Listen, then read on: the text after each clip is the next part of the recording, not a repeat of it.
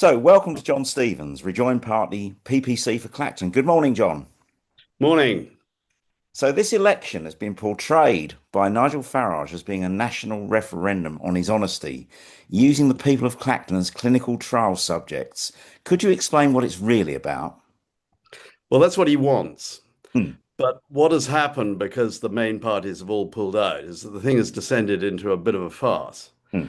And the question is, can one rescue anything from this very bizarre situation? And it seemed to me that there was a unique opportunity here to have a very clean vote on Brexit. And that's why I'm campaigning. It's to give the people of Clacton the chance to say that Brexit was a mistake. And what, therefore, would a significant number of votes cast for you mean in terms of the Westminster bubble and, more importantly, the people of Clacton? Well, if we can show that there is a significant anti-Brexit vote in Clacton, of all places, in Hmm. the heartland of Nigel Farage, in what the media sees as Brexit central, that shows that we can win a referendum on rejoining anywhere. And it will embolden the main political parties, above all the Labour Party, to put rejoining into their next manifesto. That's what I'm really after. I'm also after persuading the Conservative leadership to stop hitching themselves to the Brexit bandwagon and be a sort of tribute act to reform and restore. I like the idea of a Reform Tribute Act. So, Clacton voted for Brexit, as you said, in large numbers. They're possibly one of the most Brexity constituencies. But you've been down there talking to people of Clacton about how Brexit has gone. What are the abiding revelations that you found? Well, I've been here nearly 3 weeks. The astonishing thing is that there are many, many more people on the doorstep who say that Brexit was a mistake than I'd expected. And we know from national opinion polling that about 70% of people now think that Brexit was a mistake. If you apply that to the demographics and profile of Clacton, that would mean about 35% of people think that here, 30 or 40%. And the trick is to find those and get them to vote, give them the opportunity to express that view. And on the doorstep, I mean, it's very simple. You knock on the door and you say, I've just got one question for you. What do you think of Brexit? And if they say, well, I like it, that's great. You say good morning or good afternoon or good evening. But if they say, well, I didn't vote for it, I don't like it, or I think it hasn't worked out, then you've got a chance. And as I say, I'm astonished at how many people have said that. I'm also astonished, actually, at how, in some places, Farage is actually very unpopular. He has got an enormous personal cult machine here that will guarantee a significant vote for him. There's no question about that. But that's not the same thing as having the sort of North Korean style vote share that he's seeking to justify his whole strategy of wanting to be tried by the electorate of Clacton rather than by due process. Hmm. So, I mean, the reformers, the hard reformers, claim, as a supplementary question, that Brexit was thwarted by the blob. People like you, John, and that's why it's gone so badly. Is there any truth in that claim? No, basically. I mean, what they're saying is that we should have more Brexit, but I mean, we are completely out of the EU. I mean, the only way this argument surfaces at all is in a debate about the European Court of Human Rights. But you're absolutely right. This is now the reform line. I mean, all political parties have been frightened to talk about Brexit, including reform, because they know it's become unpopular. But they are fearful of addressing this issue, of going back over all the traumas of the referendum. And this is part of a much bigger thing. I mean, we have many, many problems in this country. And the beginning of wisdom, the beginning of addressing those problems is recognizing them and admitting the mistakes that we have made in all sorts of things, not just over Brexit, although Brexit is one of the biggest mistakes we've made, but in education policy, in welfare, in all sorts of things. And that's what I'm hoping to achieve here, the beginning of a process, not just to admit that Brexit was a mistake, which needs to be corrected, but that we need to have a culture of recognizing what has gone wrong and then addressing it for the whole national political agenda, actually. That is what is needed. And it's the lack of courage and the insular feeling of the mainstream parties that is a real problem. Because the danger in this election of treating it as a joke is that it actually reinforces the reform narrative. And the reform narrative is that the three main political parties, and in particular, obviously, Labour and the Conservatives, the uni party, as they call it, has screwed up the country over the last 30 years. And of course, that is actually true. And that is why they are much more powerful than people realize. I mean, the mainstream parties grossly underestimate what they're dealing with the rise of reform. And I would also argue the rise now of a similar anti-uni party feeling in the Greens from the left of the political spectrum. Hmm. And until they recognize that and come to terms with it, they will not be able to face up to it and deal with it. And that's why I fear that getting rid of Farage, and I think he will go actually after this election for reasons we can perhaps discuss, that won't stop this movement because it is much more deeply rooted and better funded, of course. The parties that are operating Reform and Restore, massively funded compared to the main parties. Their links to America and things. This is a very, very serious challenge to our whole democratic system. Okay. So, I mean, if you could have your way here, you'd have confessional boxes on every street corner so that people can say, actually, I'm voting for honesty here because Brexit has been a failure, but it's difficult to unwind that. But the wise man and woman does admit when something has gone wrong. Well, I mean, nations are like individuals. You know, when we make mistakes, we correct them because if you don't correct your mistakes, they get worse. Yeah. But I think a very important point, and what I'm trying to also get across in this campaign, is that we've got to get beyond the blame game Mm.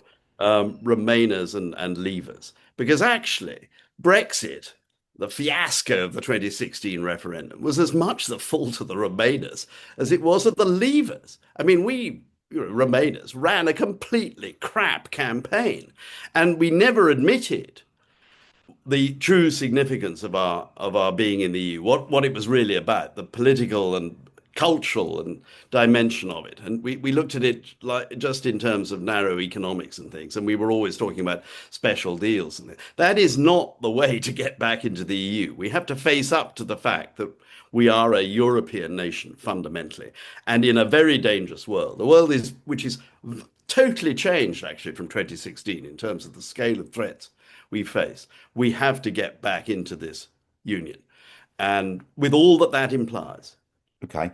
Now, having said you don't want to continue the blame game, I'm going to invite you briefly to try and summarise how Brexit has impacted, because now we know 10 years on, we couldn't predict what the Project Fear would be, but we actually know what it's like now. Could you take us through a few key points on economic impact, social impact, environment, politically, whatever you feel, John, as quickly as you Well, can? well, obviously the economic impact is the one that people are most focused on, but I regret that because I don't think it is actually the main damage. But I think it's well established that we're talking about between 4 and 8% of GDP, Mm. and also the fundamental economic assumption in 2016 of the more sort of cerebral levers was that we could go into a world of global free trade, that we would be a sort of supercharged Singapore on Thames or whatever. I mean, that world has completely gone. We are now in a world of tariffs, of trade blocks. They were telling us that America would always be our ally. That's clearly not the case. They are the principal engine now of tariffs around the world. They told us that we had NATO, so we didn't have to worry about the EU. Well, I mean, the Americans are probably leaving NATO. The EU is going to basically merge with NATO as a defense institution. No one was talking about the Russians trying to kill us, or we thought the Chinese were benign. You had Cameron talking about a golden age relationship with China. I mean, the Chinese are behind the Russians completely. Putin couldn't stay in this war with Ukraine for 10 minutes without Chinese support. And on top of that, you've got the whole of the rise of Asia economically, and ultimately you're going to have very rapidly coming on the rise of Africa as a major economy and a major economic force. So, I mean, this is a totally different world from the one we were in 2016, and that's what needs to be understood.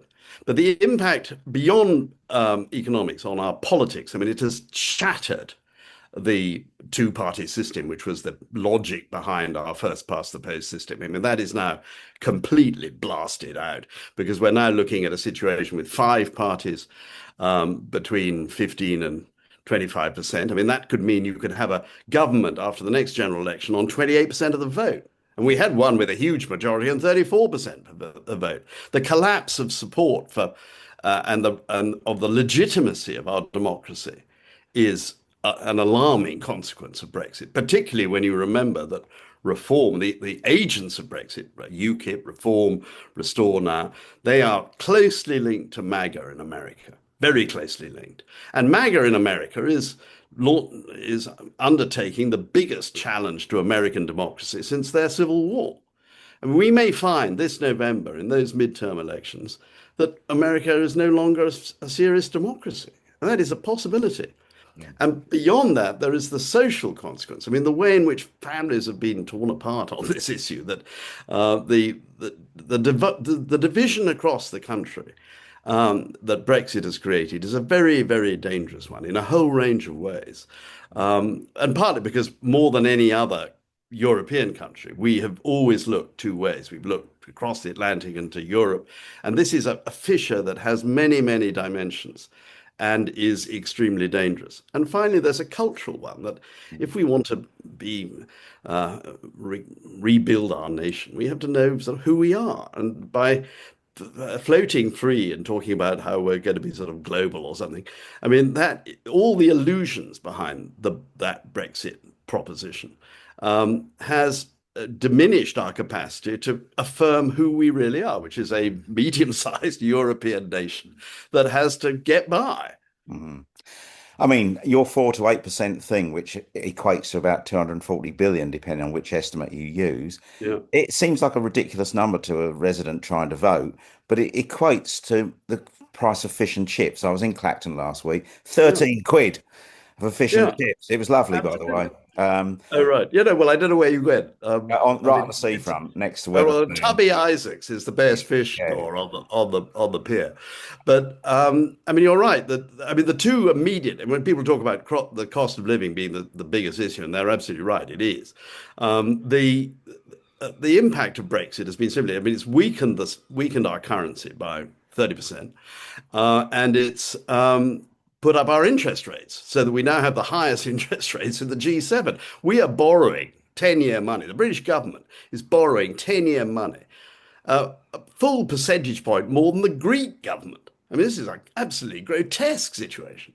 And the fact is that, with the weaker pound means we import most of our food. That has driven all the food prices up. And the interest rates is what has driven housing costs. Right. And those are the two biggest problems in the cost of living. One final question on the impact of Brexit. There's been a credible study from the University of Sussex. It reports that Brexit kills 1,485 people every year in the NHS, not through bad doctors, but through lack of skilled staff caused by the exodus of people returning to Europe. That's Does the absolutely right. NHS matter? And what do you think, we should be doing about the NHS? Or what is Nigel proposing? Well, I'm not quite clear what the reform policy is on that. I mean, he at one stage he wanted to get rid of the NHS. I mean, the trouble is trying to pin down his policy on almost anything is I mean their policy announcement last about have a sort of half life of 15 minutes. the, Oh, yeah, you're a big whether it's you're a big optimist, John. whether we're getting the Navy in to stop the boats or whatever it is. I mean, they make some bold announcement and then some 20 minutes later it's sort of blown up. No, I mean the big issue. I mean, caring is one of the big elements of this constituency, and the care service is a real problem. We need to make caring into a proper into a proper profession, actually, and give some medical training to carers, because the biggest problem at the moment, which is very apparent here, if you go to the Clacton Hospital and things, talk to people, uh, what happens is in all these care homes, if someone just falls down slightly and injures themselves, they immediately have to call an ambulance and immediately become a burden on the NHS. And whereas if you had a proper caring service with some medical training, you could avoid that. And that does need to be looked at. And actually, I do think that this government has actually woken up to that. I think that there has been some progress on that. That is a very, very obvious issue here on the ground. I mean, if you talk to the ambulance service here and how they're overburdened, Mm. um, and the cost of that, which is avoidable Yeah. if we were better ordered. So you've stepped into Clacton. So the Clacton constituency has a fairly high gap between rich and poor from Frinton on Sea to Jaywick. It's also quite rural, which nobody thinks about because Yeah. when you discount the seaside element, as a former moderate Conservative MEP, what would you bring to the people of Clacton? Well, look, I'm not going to win this seat. I'm here because of the Brexit issue. I'm under no illusions. Um, but it is a very divided seat, you're right, like the nation. Mm, And the further west you go, the poorer it is, fundamentally. And Frinton is a totally different world from Clacton. mm, It was before Reform and hoved into view, before UKIP and Reform rose, one of the safest Conservative seats in the country. And that is why I'm focusing my campaign actually on Conservatives, because although the strap line of my campaign generally is to tell the man who brought you Brexit that it was a mistake, I'm also trying to get Conservatives to understand that Kemi Badenoch needs to be told that Brexit was a mistake, because the biggest danger we face politically, I think, is a union between the Conservative Party and Reform Restore. And actually, Farage, I believe Farage is going to leave. I think the money behind this whole operation, and the money has always been the thing that's talked. People have, Farage has been much more of a puppet of the money than people realize, actually. And in some respects, this latest scandal reveals all that. They have decided, I think they decided some time ago, that Farage is not a credible prime minister. And they want him out, actually. And it is interesting that this whole thing started, actually, with Rupert Lowe saying that he wouldn't stand. mm. And then the Conservatives decided. And then the Liberal Democrats went along with that. And then Labour. But I've been told by some Labour people that this was a Keir Starmer decision, not an Andy Burnham decision. And then finally the Greens decided not to run. And in fact, this is very much in the interests of those who want to move Nigel Farage on. I think they wanted to give him a massive, as I say, North Korean style vote of confidence, and then he would be moved. He would then be faced with the second by-election. He'd say, "This is ridiculous. I've been persecuted. I'm being supported by my people. You're still after me, and I'm off." And this will allow, I think, a union between Reform and Restore for a start, which has been vaguely mooted. But the really significant thing, if you look at the polling, is will the Conservative Party go into a coalition after the next general election? And the linchpin of that coalition would be support for Brexit. Mm. And if you can break support for Brexit among Conservatives, you can show that there is a significant body of Conservative voters who think Brexit was a mistake. We know from polling that nearly half of the people who voted Conservative in 2024 now think it was a mistake. But of course, an awful lot of Conservatives didn't vote at all in 2024 because they were so fed up and so disenchanted. And a lot of people were fed up and disenchanted because of Brexit. So it's preventing a pro-Brexit government after the general election is really what I think is the key, because obviously rejoining the EU is, in my view, a progressive project fundamentally, and I think it is not going to be difficult to secure centre-left support for rejoining, or even far left support for rejoining the EU. The problem is on the right, and the problem is also that Britain is still, in many respects, a fundamentally conservative society, and in order to get back into the EU, we have to have that level of consensus, which obviously changing the electoral system to bringing in PR is also a very important element of that. Okay. Thank you for your honesty about saying you won't win, John, because I think it's refreshing in this election to hear an honest voice. And there are some in Clacton as well as yourself, some local candidates I've met. Yeah, But anyway, let's come on to the circus part of this interview. The yeah, media have portrayed this as a two-horse race between Nigel and a Binman. Why are yeah. they wrong?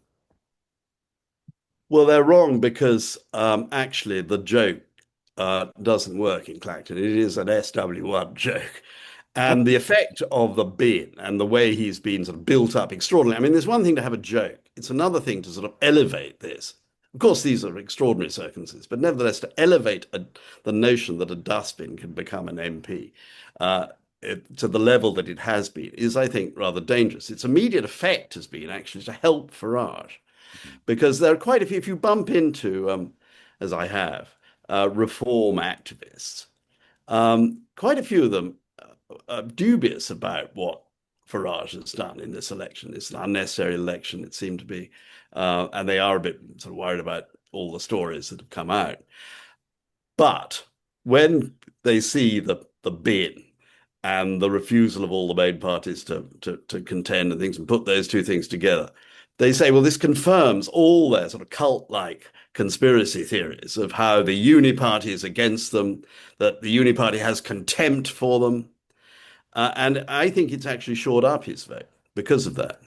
And I also think that even people who are against Farage here, I mean, the bin will get quite a few votes. I'm sure that's true because the social media presence that he has developed is unbelievable. And this will be an interesting test for political scientists of the balance between social media and on-ground campaigning Mm, in the modern politics.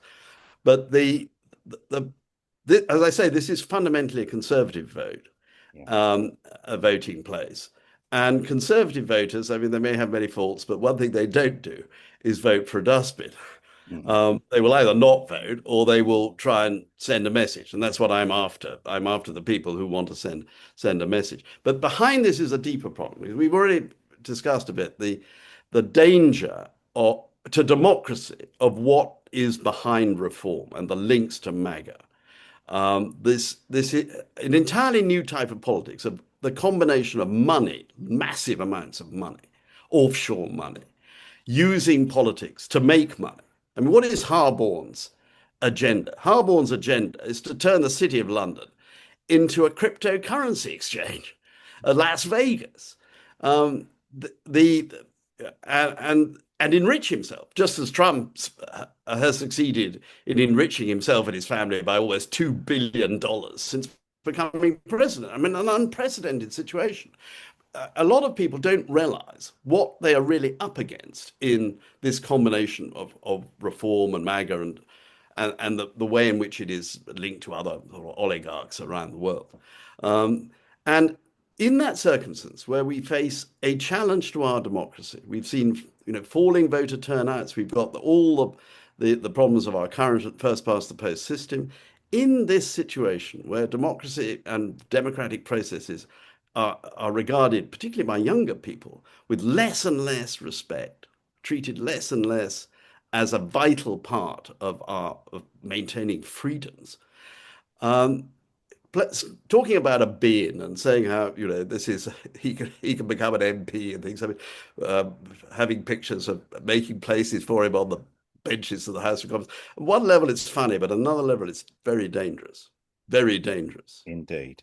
As someone who stood a cat for election, I had a blend between serious and fun. Bin only has the circus. And the other thing is popularity on social media doesn't equal votes. Votes are like permafrost. And as you say, voter apathy. From my own research on the ground, a lot of people in Clacton feel that the bin is taking the piss out of them, That's not absolutely right. Yeah. not taking the piss.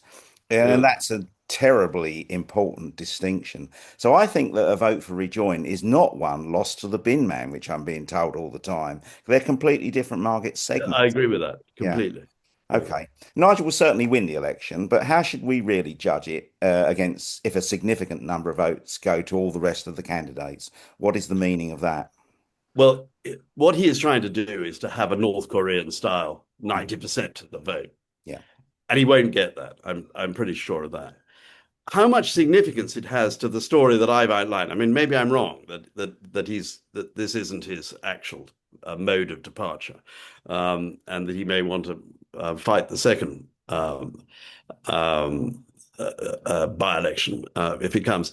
I actually think that if he fights the second by-election, he may have quite a tight fight, which is why I think he's going to go. Whereas I fear if you have a combined restore reform candidate here, they will probably still win quite easily against the other main parties. Because as I say, there is much more behind this movement in terms of resentment of the main parties than people appreciate. Yeah. And also I found, I mean, again, meeting reform activists, I mean, as I say, some of them had doubts about Nigel Farage, but I mean, I think all of the ones I spoke to have said, "Oh, but we do like Rupert." They do, yeah. And that's the problem. Okay, but in summary, then, give me 3 reasons why people should vote for you, John. Well, because this is the opportunity to send a clear message on a very, very big issue, which is Brexit, and without any other issues clouding the point. And if you get any sort of significant anti-Brexit vote in Clacton, of all places, that sends a national message. That could be the place where rejoining the EU as a serious policy starts.